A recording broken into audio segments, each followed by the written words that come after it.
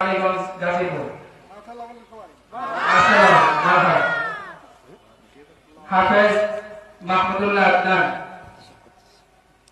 পিতা মাওলানা আশরাফ আলী, দেওগাঁও সাভার ঢাকা।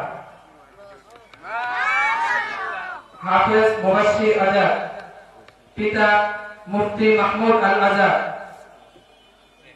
কবিরাজহাট বীরগঞ্জ দিনাজপুর।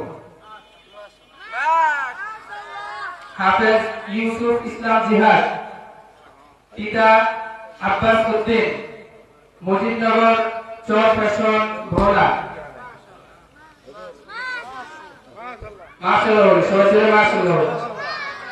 হাফেজ রাশেদুল হাসান শরীফ, পিতা শাহজাহান খান, দেওগাঁও সাভার ঢাকা।